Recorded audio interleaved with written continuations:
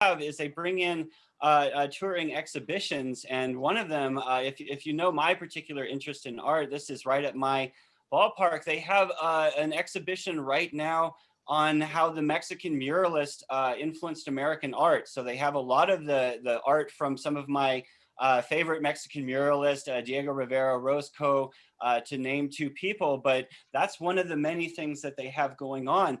When we look at what we have here, on our left, we have the oldest of the Whitney museums, and on our right, we have the newest of the Whitney museums, and there's actually a couple in between that we'll cover, but I wanted to talk about the importance of the Whitney Museum of American Art within our society and what they actually do, along with looking at their collection. As it says, the Whitney Museum of American Art was first established in 1930, and if you know your American history, you know, of course, that it was founded by Gertrude Vanderbilt Whitney. And this is a pretty famous painting of her done by Robert Henry, who is a very good instructor and artist from the Ashcan period of art.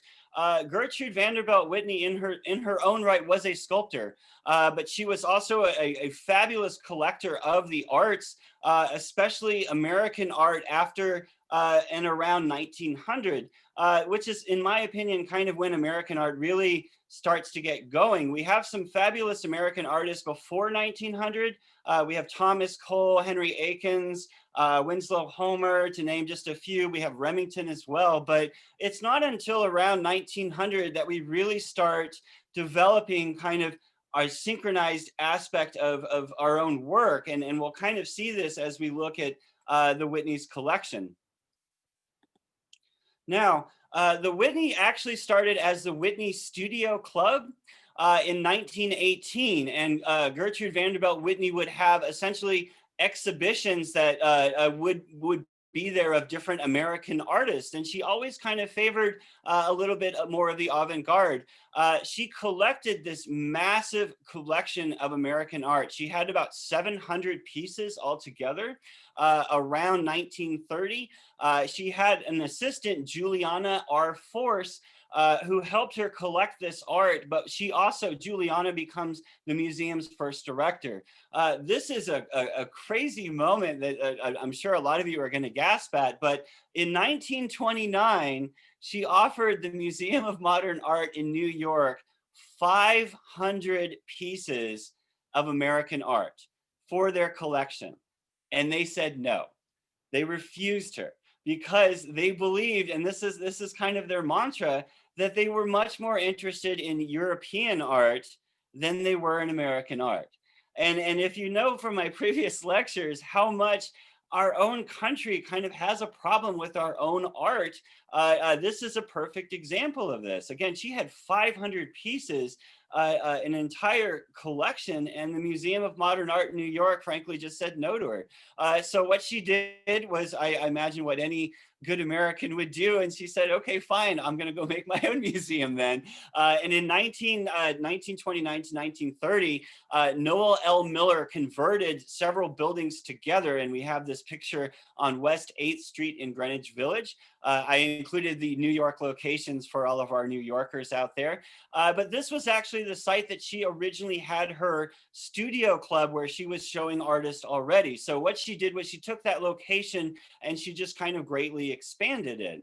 Moving forward in time, what we then have is in 1954, the museum moves to a new location on 54th Street. This was right in the shadow of the Museum of Modern Art. And this was actually a very, very good thing because in 1958, the Museum of Modern Art has a fire on its second floor. And many of the paintings on the second floor in the MoMA were actually evacuated to the Whitney, including George Seurat's very famous Luncheon on the Grass, which was on loan from Chicago, which we will look at next week. In 1966, they decided to move again, and they moved to the third location, which was designed by Marcel Brauer and Hamilton P. Smith. And this is an image of essentially the third location that they had. As soon as they moved into this location, though, they were already having problems with space.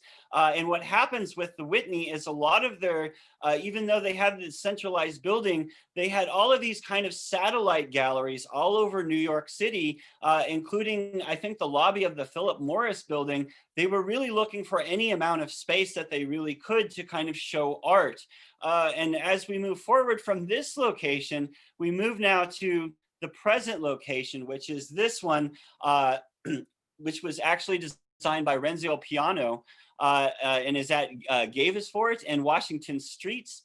And as I mentioned, this is the contemporary location. Probably the more famous thing that the Whitney does in the contemporary is the Whitney Biennial. Every 2 years, they have an exhibition where they feature an up and coming American artist. And this has always kind of been their goal, is to highlight American artists, and in particular, the more avant-garde artists that are in America, giving them a place to actually show their work. So we are going to look at a little bit more on the edge in terms of art. This is going to be one of these lectures, I have a feeling, where everyone will find at least one thing that they like, and everyone will probably find one thing that they don't like. Moving forward, though, I found this comparison, and I thought this was a wonderful play. Oh, sorry, excuse me, I'm getting ahead of myself. The other important thing that the Whitney has is it has a massive collection within their library of several American artists who have donated essentially their life's work to the Whitney. One of the more famous artists that did this is, of course, Edward Hopper. Edward Hopper's wife donated the majority of his work, including his journals, his letters, and that type of thing, over to the Whitney Museum. And so it's also a wonderful place of research for American art as well. Here's my comparison.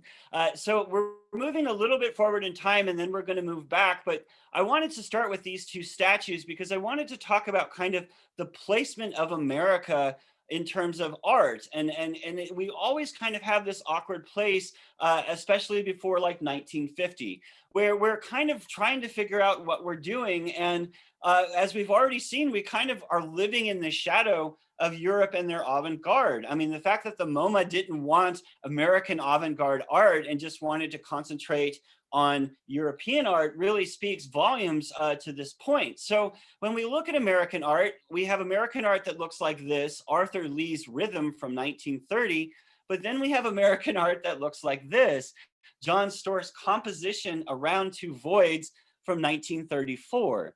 And when you look at these two pieces in contrast with each other, again, they were only created about 4 years from each other. It really kind of gives us this situation that America's in. We have on this one hand this idea of realism, but then we have this avant-garde work that's occurring in Europe. And neither one of these is 100% our type of art. We're kind of in between the two and also somewhere else. So I think a lot of American art, and especially in the early period, is wrestling with this question of identity. Are we over on the left? Are we more of a realistic type of art nation? Or are we completely avant-garde and doing things that are non-objective and just concentrating on abstraction and things of that nature? And as I mentioned, when we go through our collection here, there will be kind of this push and pull that occurs. So keep this argument in mind, this idea of where are we as a nation in terms of our own creation of art? And one of the first things that we really have is we have to establish who we are. This is a wonderful piece in comparison to the other two.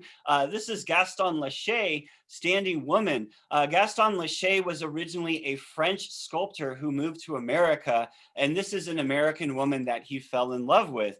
And you put this figure in contrast with, you know, the Venus figures and that type of thing, and she has a very different body type. The other wonderful thing about the Standing Woman is she's a little bit taller than she would be in real life. So when you look at her, she's also standing on her tiptoes, as you'll notice. She has this large Amazonian kind of form around her, kind of establishing this difference that we are kind of a different nation than what we are finding in Europe. Moving forward to, again, Edward Hopper, and Edward Hopper has a very large collection of work at the Whitney Museum. So what I've tried to do is I've tried not to show too many paintings by one single artist, maybe just one or two, to give us a good variety of what's actually present there. But keep in mind, with most of these artists, if you see one piece, then there's probably multiple pieces in their collection. The Queensborough Bridge from 1913, one of his early paintings. But when you look at this, you'll start to notice something that's a little bit more American. At first, this looks very impressionistic, especially with the fog kind of penetrating over the bay there. But look at the quickness at which it's painted. And this ferocity of this quickness of painting is something that we kind of look at as an American quality of our work. We'll see a few more Edward Hoppers as we continue, and I had to include one of my favorite ones, Sorare Blue, which is just this strange kind of avant-garde scene of these different figures all kind of hanging out. I always love the clown just kind of sitting in polite company with everybody else. And you'll also notice the Japanese lanterns that are hanging down as a point of illumination.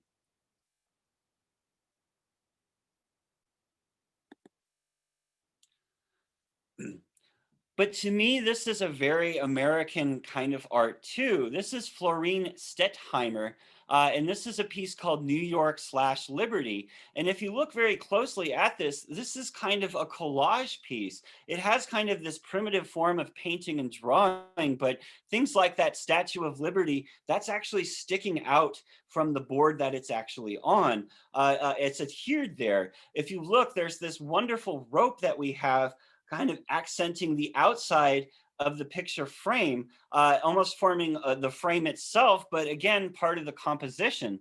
And then we have this wonderful gold eagle, of course, on the very top of the painting, actually part of the painting.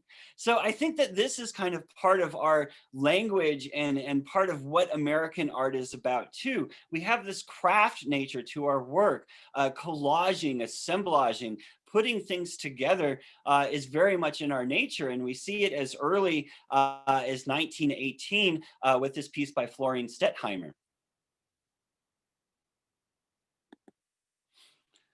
And then we have people like Rockwell Kent, who very famously got into a lot of problems with the name being very close to Norman Rockwell. But Rockwell Kent was a painter from this period too, around 1921. You'll notice how much he's kind of move things out of the landscape and really a concentration on color.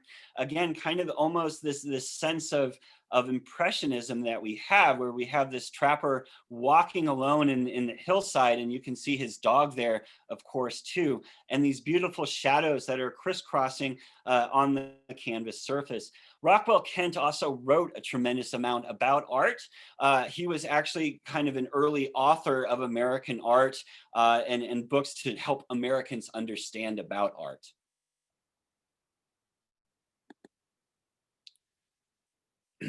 Yasuo Koneyoshi from 1924 produces this landscape painting. And you look at this, and again, it's not quite what you would think of as a normal landscape. In fact, I kind of always feel that there's this influence of surrealism in the painting itself. And as we kind of continue along, we'll see that this influence of surrealism is an actual very important thing in terms of American art. Many artists were actually surrealists within America using that style that was first created in Europe. And that's true of a lot of the artists that we're seeing, is that we're creating art, but most of it is kind of in the style of a European style or an ism. Again, surrealism, impressionism, these are all things that have occurred in Europe first that Americans are kind of emulating within their own right.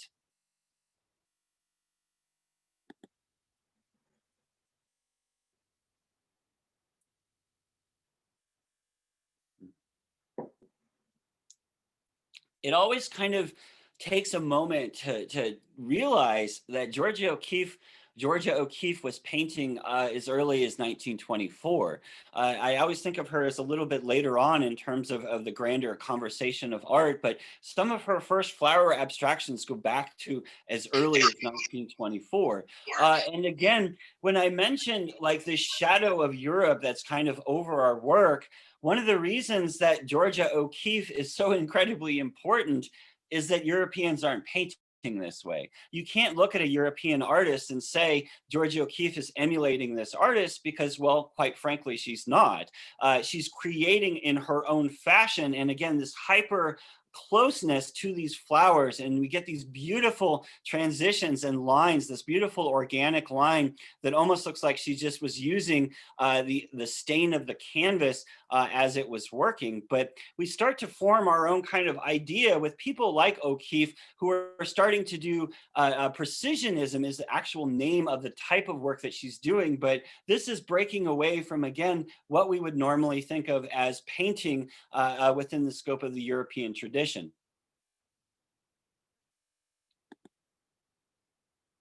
And then we move forward to George Bellows. And this is a lot of what American art is too, is this kind of conversation about what's occurring in our country. This was a very famous boxing match during the period, the 20s. This was Dempsey versus Firpo. And Firpo, if I remember correctly, was actually from Argentina. And what you have is this classic moment where Dempsey is actually being knocked out of the ring by Firpo, and you can see him falling into the front row. And what happens is the people in the front row kind of pick him up and throw him back into the ring. But there's several interesting points about this painting beyond the conversation of an American subject matter. If you look all the way on the left, you'll see a bald gentleman. This is actually George Bellows within the painting itself. He was actually hired by a newspaper to go and watch this match and paint and draw images of it for their newspaper. The other thing that you'll notice, and this might not seem like a big deal at first, is if you really look at where the eye is, where the viewpoint is of the viewer of this work, where are we? We're sitting in like the third or fourth row.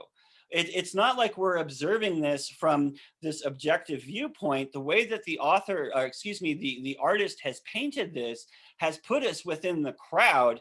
And it's almost as if Dempsey is falling into our laps as much as he's falling into other people's laps.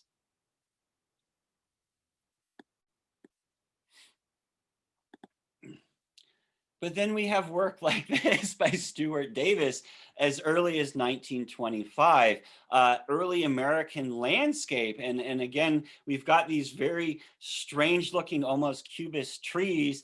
And then this, I guess what we'll think of as water. And then beyond that, we have a boat and a set of buildings. Stuart Davis was one of the first American painters to kind of make this abstraction move its way back to realism, and he did it oftentimes within the scope of American landscapes like this one that we're observing here.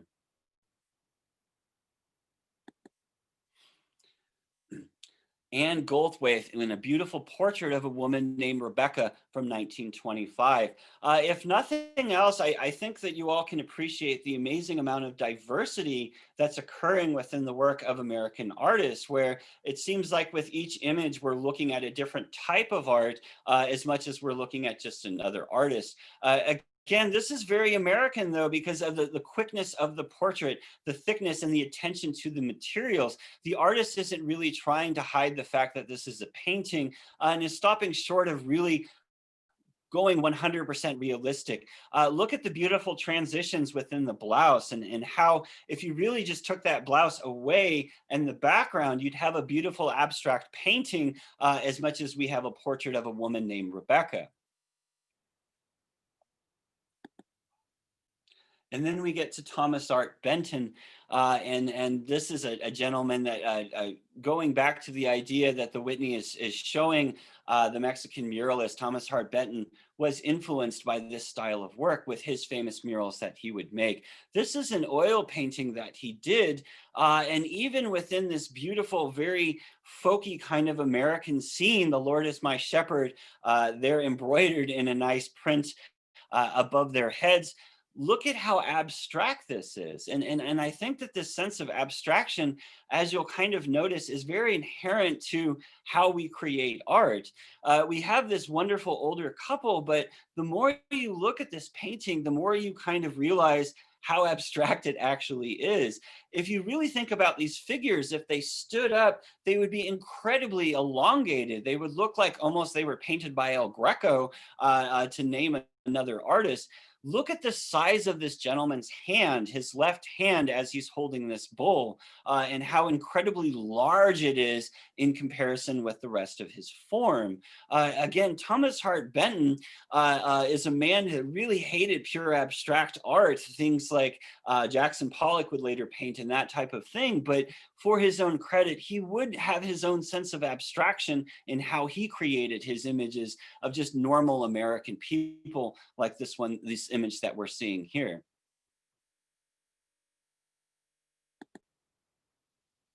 And then we get to Alexander Calder and Calder's Circus. And if you have some extra time, I highly recommend you go and you look at the Whitney site and you look at this. Alexander Calder is one of my favorite artists. He's a sculptor. He's probably most famous for creating mobiles. And we'll look at one of those copies here in a few minutes. But one of the things he did very early on, when he was an incredibly, the term starving artist comes from somewhere, and Alexander Calder was a starving artist. He went to Europe for a while, essentially penniless, but what he would do is he would create these circuses. And what you're seeing here is this huge interactive circus that he would make out of spare little trinkets and pieces that he would find. Again, this kind of craft nature that we have within American art. He would perform this circus for his friends and well-wishers, and the performance would last anywhere between an hour to 2 hours long. It would have music and lights, and a lot of the things that you see actually move, have a kinetic aspect to them. I wanted to highlight just one or two pieces, individual pieces from Calder's Circus, but they have an entire copy of this. He made a couple of them at the Whitney Museum. And if I made it to the Whitney, I would definitely spend some time with this. Look at some of these wonderful people that he's made. Again, the bearded lady. Again, this is a little piece of wire that he found where he took a little piece of material and made her a little dress and then made her a little beard. You put this in contrast with like the image of the clown that he created, where again, this clown has an entire outfit made from little spare parts that he was able to find. These are just two of the figures of about 30 that he would create for a circus piece. And I think I have one more from the circus because it's so enjoyable. The lion tamer, the lion in the cage. How wonderful is that? And again, just you have to appreciate all of the tiny little things that he did in this to kind of create this beautiful image. And I just love that little lion's head popping out of the cage. And if you look, you can even see that the top of the lion's cage is decorated with two mermaids that he created. You can see their tails at the center, and he's used a little piece of wire essentially for these women's hair.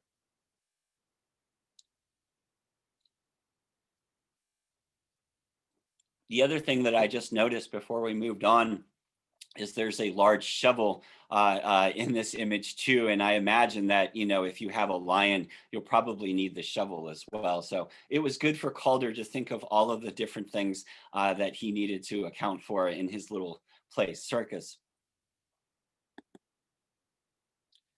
We then go to Charles Demuth, and this is from 1927. This is a piece called My Egypt. Charles Demuth is a precisionist working in a very similar style to how Georgia O'Keeffe is working. Georgia O'Keeffe is looking at things like flowers, while Charles Demuth is looking at buildings. This is actually a silo system from his hometown, I believe in Pennsylvania. And what's really interesting about this is how he's kind of made it cubist, but he also has this title, My Egypt. And it takes a couple seconds to really kind of think about What does he actually mean by that title? Why didn't he call it grain silo or something along those lines? Well, Demuth is making a point, and I think that this is, again, keeping in kind of the general conversation that we're having today.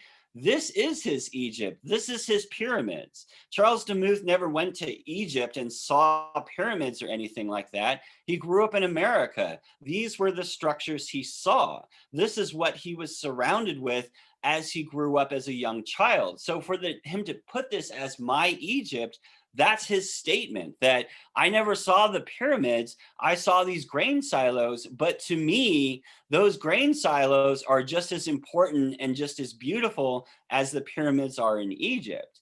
And this attitude towards American society and American industry is very popular between 1920 and 1930 within the scope of American art. You see it in Charles Demuth, but you also see it in Elsie Driggs in her painting of Pittsburgh. And she said in conversation that this was inspired by her going past an industrial factory at night. So you have this sense of darkness of the smokestacks, but then you have this sense of fog about it too. Again, this is a very American type of landscape, especially from this period of time where we're embracing the industrial nature of our surroundings, and many artists are using it as a point of creation as much as anything else. And then we switch gears entirely and we go to the Midwest and we look at John Stewart Curry, one of the more famous regionalists. And John Stewart Curry, of course, grew up in Kansas and painted images and scenes that he was very much accustomed to. This is a wonderful painting for multiple reasons, in my opinion. One, the style at which he's creating it is kind of unique. He has this almost drawing style to his painting. The other thing that I really enjoy about this is the completeness of the scene. And what I mean by that is when Curry is giving us a baptism in Kansas, he's not focusing on just the baptism. That's in the center of the canvas and where our eyes go. But as we work our way out, we start to notice more and more things that you would notice if you were actually there. We notice the couple in the foreground holding this small child as if they might be the next people to be baptized. Look at the dogs over on the far right that are just kind of running around the farmyard. If you had a farmyard, you'd probably have a couple dogs running around. The most telling thing that John Stewart Curry was probably at one of these events is if you look behind the people, there is a row of Model A Fords that actually kind of forms this barrier between the people and the buildings. All of these different folks drove in with their Model A's and kind of parked them in a line, and then the people gathered in front of them. You can see another one of these Model A's here on the very edge, forming a ring essentially around where the pool is and the people are actually culminating together. One last little note from this beautiful painting is if you look in the sky, there's a white bird and a black bird, and they're essentially flying next to each other, kind of giving this sense of harmony throughout the work.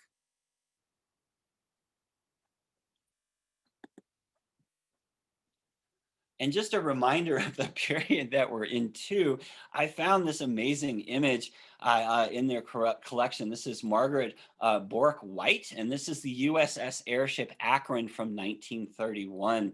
Absolutely amazing because, again, other than like the Goodyear blimps, we really don't have anything like this in our contemporary society. What I think is amazing is if you look at the people in proximity to this giant air balloon, and the building, the structure of the building itself is absolutely amazing. But again, little pieces of American history as well.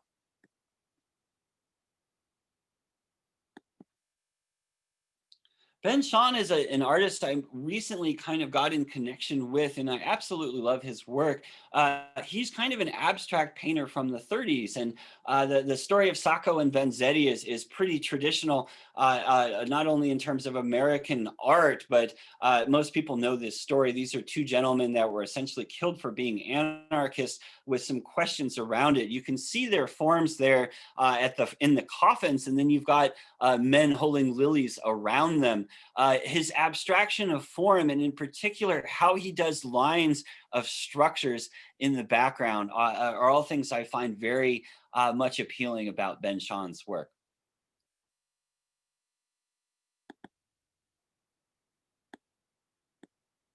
This is a fun painting to kind of enjoy for a couple seconds and really try to find all the different little parts. Peter Bloom paints in this, again, kind of surrealist style that we've seen with a few different artists, but this is a really fun one. We have Light of the World. We've got in the center, we've got this huge lamp that's very much oversized. And then you've got these kind of cartoonish people that are all looking up at the lamp. But when you start to really look at the landscape, it becomes more and more surrealistic. We've got this strange kind of towering device here in the foreground. And then behind that, there's a collection of cornices from essentially ancient Greek and ancient Roman architecture. Over on the left side, we have a faux version of the Notre Dame Cathedral, but then as we work our way into the background, we kind of have a rural farmstead kind of appearance. And then on the right, we've got just a regular brick building, but if you really look at the doorway, it has this impossible architecture that you really would not be able to work your way into. Again, this kind of culmination of all of these different little parts within the proximity of this American painting.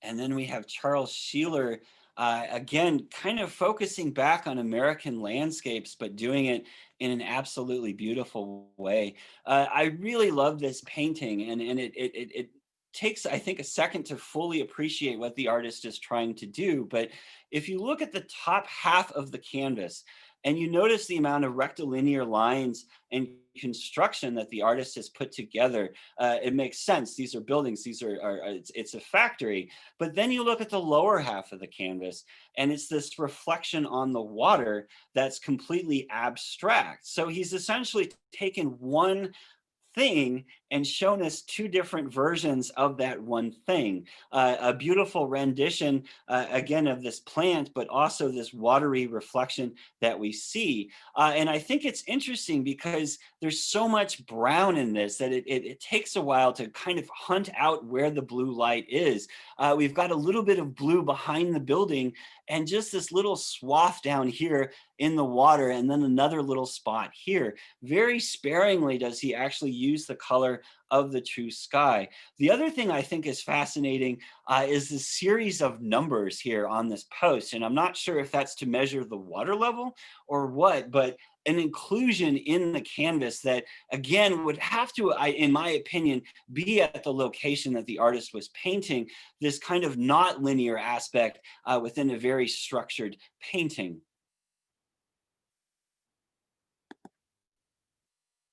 In Alice Neal's Pat Whalen, again, a beautiful abstract portrait.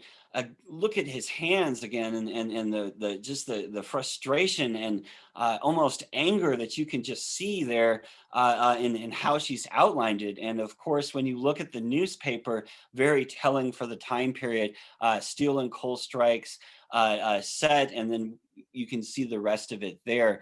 Again, kind of a comment on what's occurring within American society at the time, and a portrait generating, in the sense of an abstraction, the feelings that this American would have about the situation.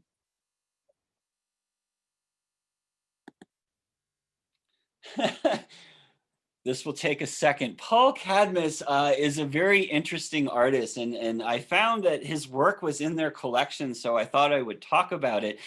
He is a very risque painter for the time period, but this is one of the more famous paintings that he did from 1938 called Sailors and Floozies. And it's this aspect of satire that we have within American art as well. One of the more interesting things about this painting is if you look at it very closely, if you look at the frame of it, someone has gone along, I'm assuming it's the artist, and he's carved within it in almost the style that you would find on like an elementary school desk. There's like a little boat down here with a little airplane, and you've got, you know, writing up here kind of scratched into the surface. And again, this is this kind of commentary on American sailors. And it's interesting to me because this is prior to World War II, but this idea that when sailors come into town that they just go crazy and almost this bacchanalian type of festival. Paul Cadmus's work is very edgy even for the time period. As you can see, he was not shy about showing relationships between people, and he actually did paint some of the first homosexual couples that we have in American art. What's also interesting about his work is if you look at this drunk sailor down here on the ground, kind of being groped by this woman, if you really look at the positioning of his head and his arms, and this is one of my favorite things about this painting, it's actually modeled after an ancient Roman sculpture, the Barberini faun from 220 BC. Again, it's supposed to be this kind of drunken faun in this bacchanalian thing. You can see his arm resting behind his head and his head going back. I'll go back real fast. And again, this sailor here in the foreground is supposed to be directly modeled after that figure. I wanted to share just one more Paul Cadmus painting because I think they're so fun and interesting, especially for the time period. We are definitely jumping forward in time, and we'll kind of work our way back. But just looking at this, and I think that these three figures are so fascinating. And again, this is kind of this aspect of surrealism. You've got these three men under this atrium. And if you really look at the atrium and the wood on it, it has this like very impossible angle where it is, again, not really connected to reality, but you've got three different distinctive body types there, where you've got the gentleman who's like super buff and masculine, and then you've got, this almost looks like one of my ancient relatives here, holding the pencil and the book, the skinny gaunt type of figure, and then you've got kind of this larger figure sitting in the chair. One of my favorite little details from this painting, when you really kind of take the time to look at everything, is you've got this gentleman posing there, muscular and everything. And if you look over here on top of this pole, there's a carved wooden penguin that essentially has the exact same posturing that this figure does. And again, things like that I'll always find remarkable and entertaining.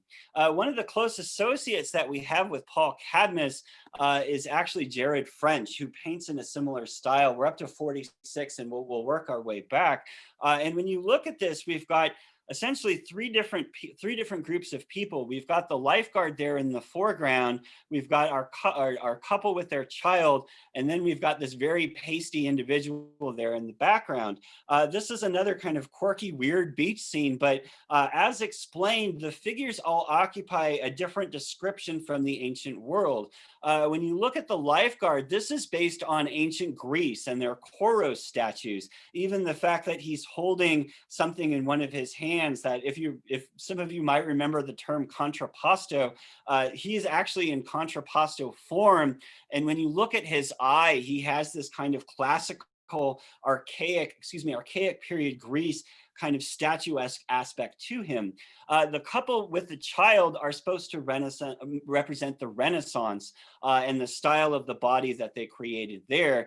And this figure there in the background with his being to one side and still showing some sense of the front side, this is based on ancient Egypt. So what Jared French has done in this is he's modeled everyone after kind of a different concept from the ancient world there in his state park painting. Excuse me. We're going to go back now because we went a little bit forward. We're going back to 38 with Madison Hartley. Madison Hartley is another one of these painters who's doing this expressionistic style, but he's confining it usually within landscapes. And we have Robin Hood Cove from Georgetown, Maine, but look at the beautiful pinks that he's able to bring out from the sky and balance out with this thick darkness and darker greens that he actually does within the landscape itself. You'll notice like the water is it's almost black. It has no real sense of blue, but when you look at the reflection, again, it's the reflection of the trees, and the sky itself is this fabulous pink that would probably be in some ways diluted if we had painted a blue sky in this part of the painting.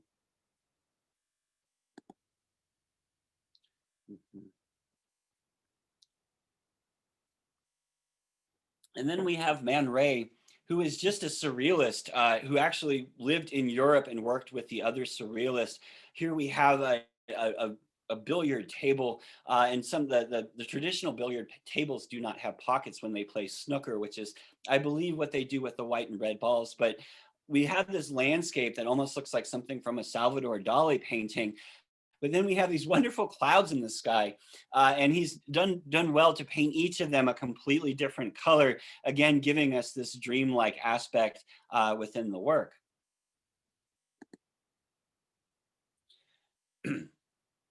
Joseph Stella's The Brooklyn Bridge in variation on an old theme. He painted the Brooklyn Bridge several times, and he does it in this kind of cubist style.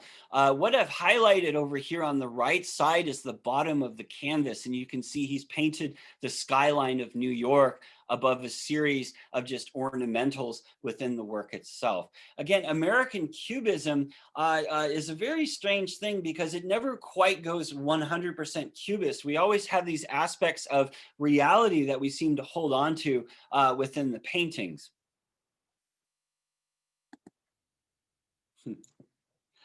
This is what Jackson Pollock's work looked like before he started doing the drip paintings. And I imagine that some of you out there would actually prefer his drip paintings. There again, this aspect of surrealism that is so popular right now, and it's untitled, but again, it's this aspect of psychoanalysis where you've got this strange figure and you can see this kind of serpent working their way out of the figure itself. Jackson Pollock was very much into psychoanalysis and also Freud and Jung and understanding the subconscious mind. And as I mentioned, this is what his work looked like primarily before he started doing what we think of as his famous drip paintings. And we looked at Calder's circus. This is his hanging spider, and this is an example of a mobile, which is an Alexander Calder invention. The idea that you have a hanging sculpture that uses the airflow in order to move. And you can see all the little pins, the pinholes within this, that this thing actually moves at all of the different little areas that is connected. Like right here is a rotation area right here. So when you're looking at this, it's actually moving through space and time, and it's not a static image like we're looking at here.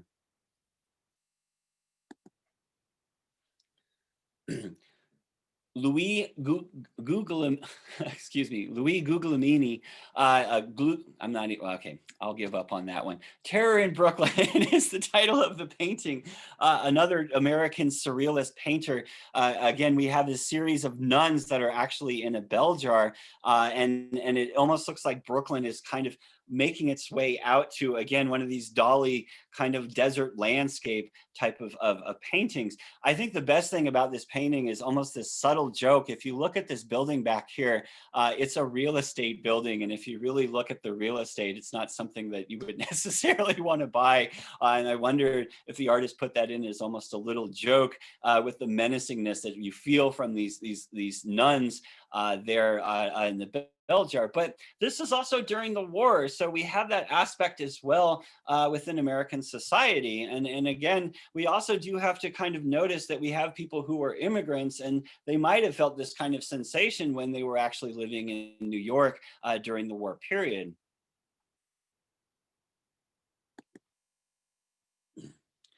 The Wythe family is a very famous group of painters in American history, and Andrew Wyeth is absolutely no exception. This is kind of a grisly scene called Winter Fields, where we have this focus on a blackbird that is obviously fallen, and way off in the distance you can actually see the farm. It's as if somebody who lives at the farm decided to take a hike or walk around the property and found this scene and decided to paint it. And again, we also do need to remember that it's 1942, so it is very appropriate for the time period and the sense of dread and foreboding that, of course, we have from World War II. One of the more interesting things that they have is they have a Jacob Lawrence series. And we've looked at Jacob Lawrence art before when I was lecturing live at the museum, but he's an American artist that kind of works in this abstract cubist style, but most of his paintings are entire series of work. It tells a narrative throughout the work itself. He did a very famous series called the Migration series that I've shown before. This is another series he did called the War series. Jacob Lawrence himself was in the military, so he does a lot of this from personal experience. But again, it's this idea of being able to tell this emotive quality through the work by abstracting it. This is simply called the letter. And I think it is such an incredibly powerful piece of art in the context of war, because there's so little information that Jacob Lawrence is providing us, but all of it is so incredibly important. You've got this figure looking at this white piece of paper, and again, there's nothing written on the white piece of paper. You'll notice that that white rectangle of the paper is accented again by the table itself. We don't see the face of the person, and we don't know actually what's on the letter. It's very assumable, because it's early in the series, that this is a draft letter, and that this individual is finding out, of course, that that they are going off to war. But you can also interpret this a different way. This might not be a man. We don't know the gender of this individual because we don't have enough information from the character. But what you'll notice is that there's a ring on that person's finger. And if you think about the other aspect of the letter that you might receive from war and this emotion, this might be a spouse that has received the letter informing them that their loved one is no longer going to be returning. And both of those ideas you can capture very simply within this one painting. And again, I think that shows the power of Jacob Lawrence and also the power of abstract art, that he can generate that much emotion from so little that he's actually creating. I have a couple pieces of his from this.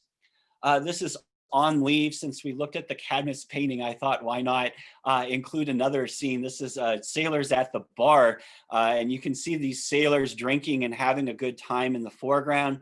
As you look in the background, you've got these wonderful collection of bottles. Here's a cigarette. You can see our bartender there. And you'll also notice these kids that are in the foreground, essentially begging the different sailors, pulling on this gentleman's clothing and that type of thing. Another one from this series we have is the beachhead, and we put this in contrast to what we just looked at. Again, remember with Curry and his series of Model Ts, Jacob Lawrence uses a series of, well, it's just one tank, but he does it as if in a series to give us the sensation of space. You'll notice the integration of his soldiers. And what we have is we have soldiers that are essentially moving in one direction and fighting, and the look of horror on their faces. But then you'll notice the second set of soldiers on the bottom moving in the opposite direction with a wounded individual there being carried off of the front line.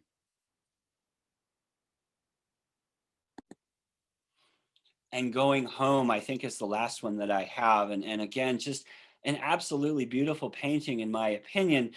Look at the blue that he gives us with the sensation of peace as these gentlemen are making their way back from the war. But the other thing that you'll notice if you really look at the figures is he has, again, black figures and white figures in here, but he has this white kind of cracked area that he has in several of the paintings. And to me, and I'm pretty sure this is what he meant, these are wounds. These are injuries that these figures have happened. This man has it on his hand, but you'll notice that this figure, it's on his head. He obviously suffered some type of head wound. So they have this aspect of damage, and he's put it in with this white and red construction on this field of beautiful blue that we have. And again, using all of these parts together, I think just a masterpiece illustrating the sensation of going home after the war. And then we get to Jackson Pollock's drip paintings. And we looked at one of these in our last lecture too, but this is kind of one of the reasons that Jackson Pollock is so important. And I mentioned this with Georgia O'Keeffe earlier. If you really look at what we've looked at so far up to this point, you can find a lot of instances of this style of work elsewhere. We've seen surrealism, we've seen cubism, and we've seen expressionism. And all of those kind of have their root in Europe. But then you get to Jackson Pollock, and he's creating pure abstraction. He's creating a form that's just lines and color and shapes. And the importance of Jackson Pollock isn't just that he's creating these things. There's no precedent in Europe, no great precedent in Europe for this type of art. So what Jackson Pollock is creating is something unique and in its own way American, separated from the lineage that we are subjected to from Europe and their style of art. Again, there's a lot of kind of consideration that during World War II, if you think about where the center of the art world was before World War II, most people would argue that it's Paris, France. But after World War II, it's New York City. And that's because of people like Jackson Pollock and de Kooning and some of those other people that were working at the time. And I put this in contrast because, again, people were painting like Jackson Pollock, but people were also painting like George Tooker, where, again, this sense of surrealism, but very realistic. The sensation of the subway within 1950, within the post-war environment. And this woman is obviously not having a very good day. You look at the sense of fear and confusion on her face, and the entire space kind of lends to this aspect of confusion. And quite frankly, it almost looks like the subway is this form of prison. You'll notice these bars here, and you have these individuals kind of standing in this area that almost looks like a jail cell as much as a separate area of the subway.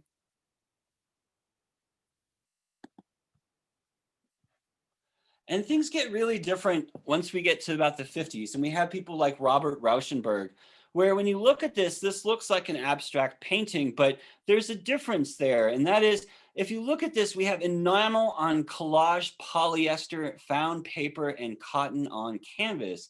So what Rauschenberg is doing that greatly separates him from everyone who came before him is he's including found materials within the canvas itself. All of those little green dots that you see, I imagine are not painted on there, but are on material that he's actually found. So Robert Rauschenberg is using materials that he's finding, in a sense, using this kind of craft experience of collage in order to create his paintings.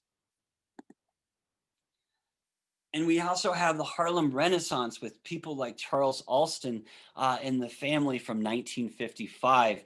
The Harlem Renaissance is this term for a large group of people, but I usually think of the Harlem Renaissance as American Cubism, where, again, you see these distinctive aspects of Cubism within its work, but it's a very distinctive American group of this family together.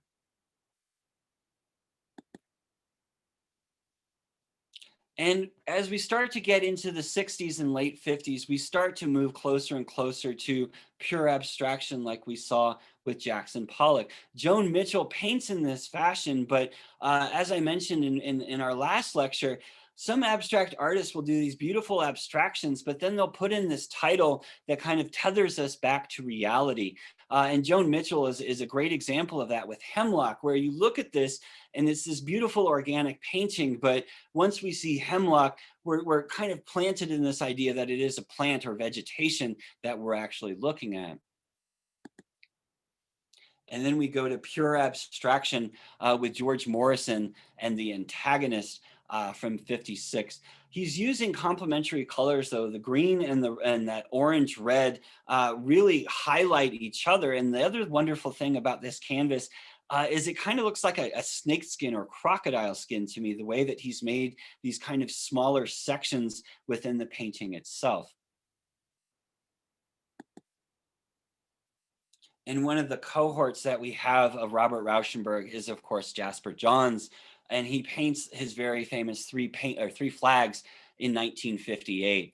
And this was a very important painting for the period because we've gone from World War II, but now we're starting to deal with the Vietnam War. And this painting was so much debated within society, whether the artist's intention was this idea that the American flag is diminishing in terms of scale, that you look at the largest painting and it gets smaller and smaller. Of course, you could look at it the other way, that you start with the small one and that America is expanding.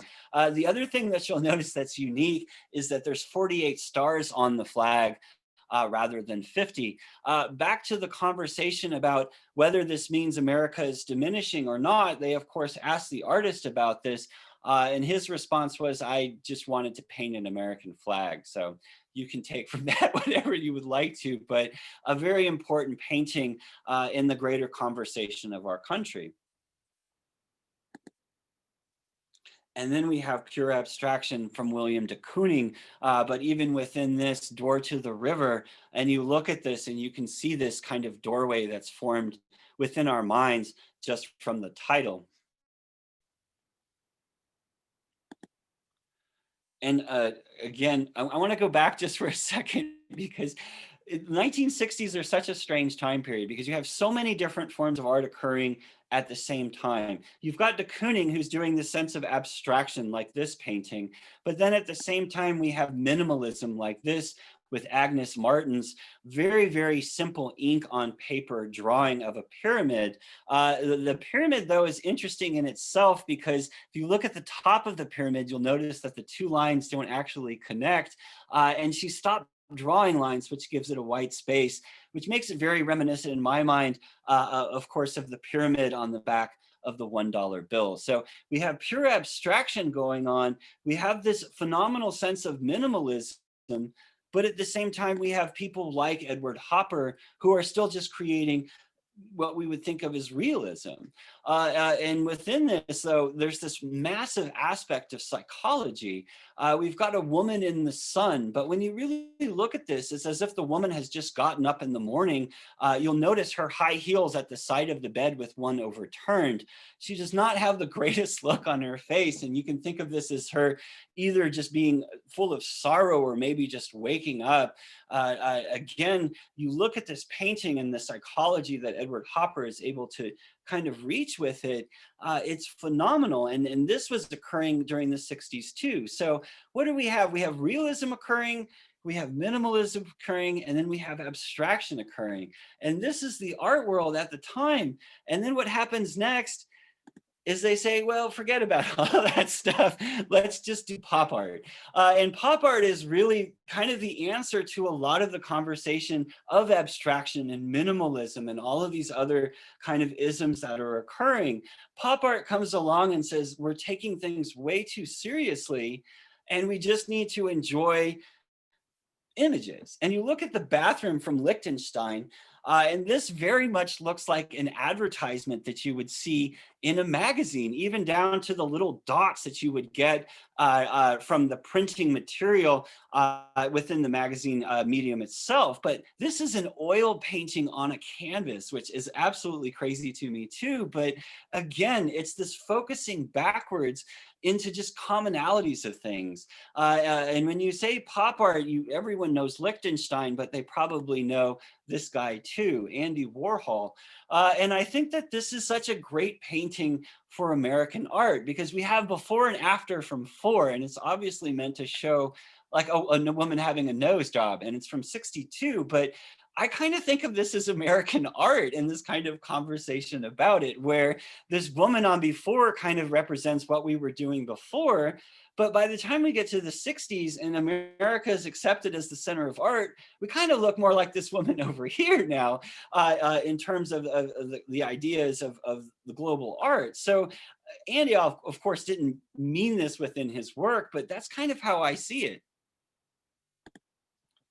We also have very geometric sculptures like this one from David Smith, the Lectern Sentinel. And from my experience, usually sculpture is just a second behind painting in terms of style. And you can see that with this kind of abstract forms that David Smith was forming as late as the 60s. He would make these in the 40s as well. But on the other side of the coin from David Smith, You have people like Klaus Oldenburg, who's creating things like the giant BLT, bacon, lettuce, and tomato sandwich.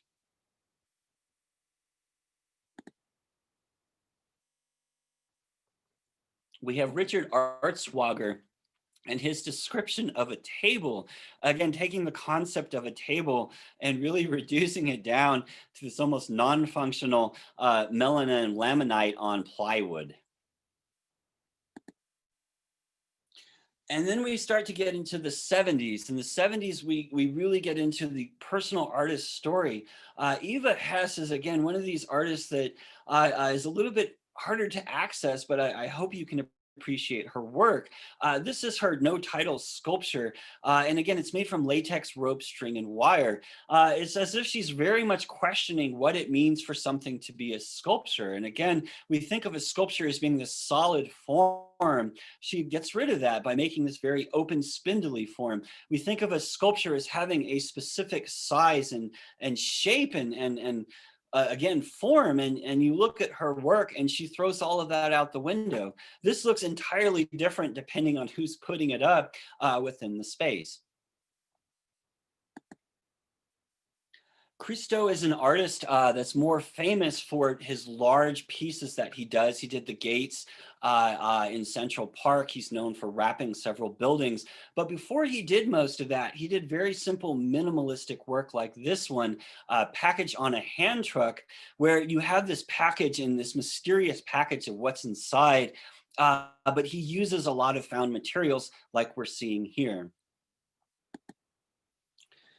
We then move to Robert Arnson, and I mentioned that this personal aspect of life really starts to become what's important in the 70s going into the early 80s. And Whistling in the Dark is an oversized self-portrait that he made of himself purely in clay. And I really love this piece too. And this is, of course, a feminist piece, but this is Diane Simpson. This is a print called Apron Armor. And not to get too far into the different aspects of feminism, but it's this idea that this apron that a woman can wear can also be a form of armor for her too. And in this, Diane Simpson has kind of integrated the idea of body armor directly into the idea of wearing this form of apron.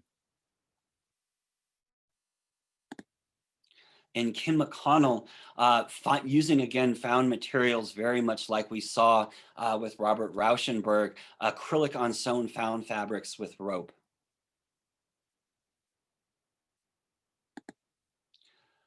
And this one, I always like to try to explain because I think that people miss the point of this. We're moving into the 80s here, and this is Mike Kelly's piece, More Love Hours Than Can Ever Be Repaid and the Wages of Sin. I guess it's a sculpture, More Love Hours Than Can Ever Be Repaid is on the wall, and the Wages of Sin is at the table. More Love Hours Than Can Ever Be Repaid is a collection of different hand-knit stuffed animals that Mike Kelly found at different thrift stores. And at first, this doesn't seem like a big deal, but from the artist's own idea, if you think about these objects that are actually sewn together to form this kind of larger sculpture, each one of these is a hand-created item that somebody created for somebody else. Hand knit this little dog or doll or something from a grandmother to a grandchild or something along those lines. That connection of pure love is what Mike Kelly was attracted to. So when he saw these things in thrift stores, he thought in his mind, this is this aspect of love that somebody has made, but has then eventually been forgotten over time because it ends up, of course, at a thrift store. So for him, putting these all together, he almost created this symbol of love between people. Again, this aspect of love, of creation for somebody that he found within these objects and put them together. The Wages of Sin is actually just a collection of candles that have all been melted together that he puts in close proximity with this work. Okay, deep breath here. Lisa Lowe made this fabulous installation, and I hope that you all appreciate this because this is an amazing piece of art, in my opinion. You look at this, and this is actually an installation. This is a sculpture piece, fairly much, it's realistic in terms of size. She's created this kind of avant-garde little kitchen area. It almost looks like something Van Gogh would have painted if he was in the contemporary, but the closer you look at these things and the closer you get to the objects, you realize everything in that room is made out of or covered in beads. An entire room. It took her 5 years to make this construction, but everything is covered in beads. You look at this sink and you can see the water is coming out is actually a string of beads. And then we get into the water and you can see she's made the swirls from individual beads as well. The plates are covered with beads. Looking at this recipe for cherry pie, the book itself is made out of beads. And if you look at the tiles behind it, there's actually a circular pattern that she's done on each of these tiles, made out of course, beads. One more just collection of images here. Again, Budweiser bottles made from beads and Lay's potato chips. And here we got, the cleaning corner with even little dust balls in the pan themselves, composed out of a bead construction. Again, kind of going back to this aspect of craft that I've been mentioning from the very beginning. And honestly, a lot of our contemporary art kind of works that way. This is Trenton Doyle Hancock from 2003, and this is a painting you could spend a tremendous amount of time trying to decipher. This is called Choir, and it's a garden, kind of an abstract garden, but the more you look at it, the more little things you kind of find. There's the word green written here on the canvas itself, and there are words written throughout, kind of buried in what you're actually looking at. How many of us noticed this little smiley face guy? Oh, sorry. Hold on, we're not quite there yet. Little smiley face gentleman down here, almost like Humpty Dumpty, sitting within the garden itself. And the last piece that I have is kind of this pure return to this sense of craft that we have with Shawn Goshorn.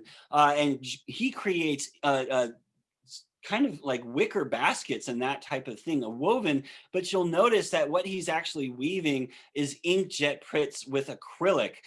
So when you look at this, it looks like a nice little woven structure, but the closer you actually look at it, what you'll notice is that there's language in there, and that the entire thing is actually covered with words and writing that lend into the idea of it being a red flag, much more than it's just being a woven basket. Thank you all very much. That's my lecture that I have for today. Kind of a complete image of American art. The next lecture that we have is next month, and we're going to the Chicago Institute of Art. I want made its way into the Midwest and kind of talk about its impact on artists from that vantage point as well. Thank you all very much again. Thank you. We appreciate it. And we will meet on November, I think it's 13th. November 13th. November 13th and November 6th, 20th. I'm sorry. Then we'll take a break and we'll start back after Christmas. And who knows, maybe we can meet in person. We'll all cross our fingers for that one. We'll see you all. Okay. Y'all have a good weekend. Bye. Bye. Bye, Christian.